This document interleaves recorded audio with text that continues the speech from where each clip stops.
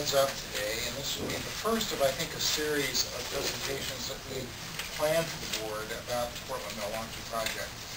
As you might know, the context for this is that the Federal Transit Administration approved this project for preliminary engineering in March.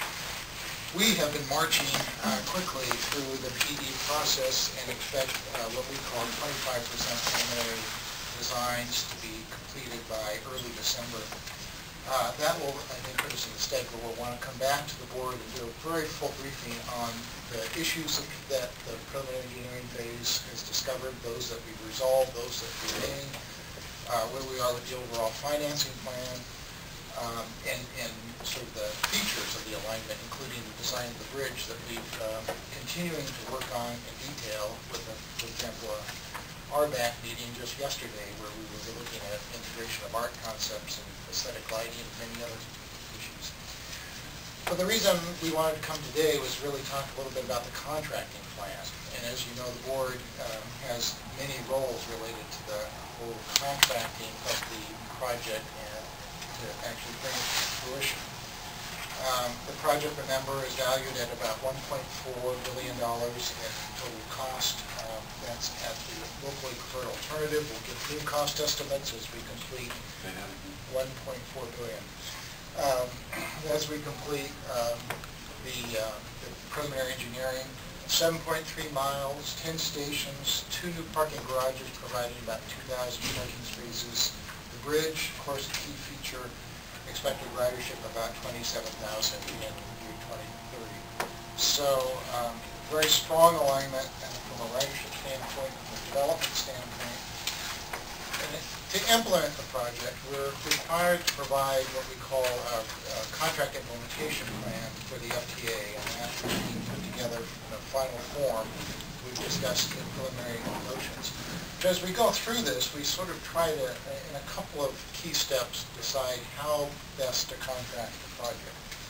One is we define the number of contracts, a number of things that go into that. So trying to group like types of work. We look at the key constraints in terms of geography and conditions. And we want to make sure the work is not valued so high that, for example, you could do one whole project, one contract, but the value would be so high that very few contractors could participate in that in terms of their ability to bond for the work. So we want to pay particular attention to the contracting pool for each plan.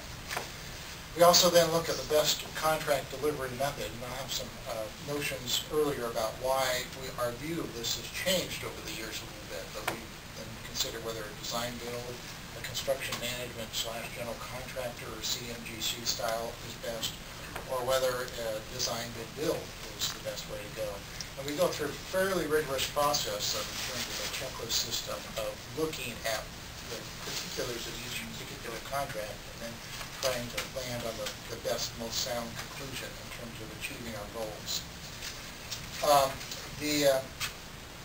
On page 3 of this handout, you'll see, maybe only barely, unfortunately, that there are a number of segments of the project. And as we looked at the geography of the project and the type of work, it broke really into 4 major civil construction contracts. One is from PSU in the downtown area down to the foot of the new bridge. And that's got there's a lot of structure associated with it, in-street running work. And so we think that's one key contract. Most of our downtown work has been general CMGC style, and we would recommend that for this project as well. The bridge, I think as we've talked about, we recommend it as a design build procurement, and primarily we need that a little bit more, but primarily due to time and schedule.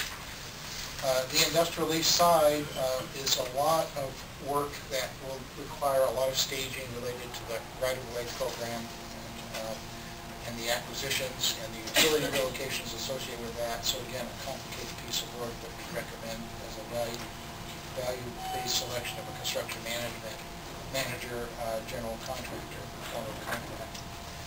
And then similarly, section D is really along the from Tacoma south along the railroad, and we would recommend that as a CMBC as well. The second slide that's shown on page 3 is really just to note that there's a number of other contracts that the board would see. There'd be a very major what we call systems contracts. I call that the contract of the electrons, it's the wires, it's the communication system, the traction electrification, and all that would be packaged in one contract for the entire alignment.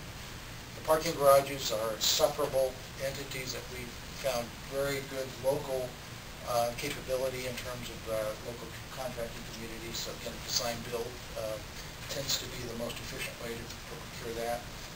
There'll be a very big contract for vehicles.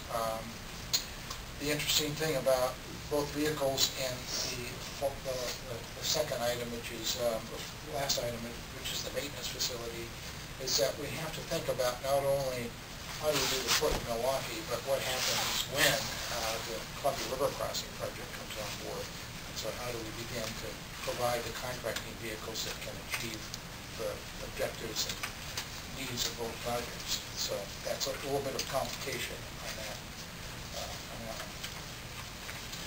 I want to just touch on the bridge. At your November meeting, you'll actually be seeing contract exemption for the bridge. And it might seem a little early, and in some ways it is, but it's a very long process to find the contractor, a design-build contractor for the bridge. We're actually out right now with a document we call Request for Industry Comment about the procurement and about recommendations that those in the contracting community may want to suggest to us in terms of how the procurement would go best. We'll then be doing really what we call a two-step procurement, looking for this where we would actually look for the most qualified firms and then ask a short list of most qualified firms. That's as many as 4, but probably more likely 3 if we can whittle it down, to actually propose with detailed cost estimates, and then based on those cost estimates we would make the study. And all of that is a very long process to sort of get through most of the year. And the objective would be to have the contract awarded and ready for a final design award, which we're hoping is about this time next year. So the reason for this briefing is obviously that you're going to begin to see these contract actions, including the first one above, the first one up, which is the bridge design build contract exemption.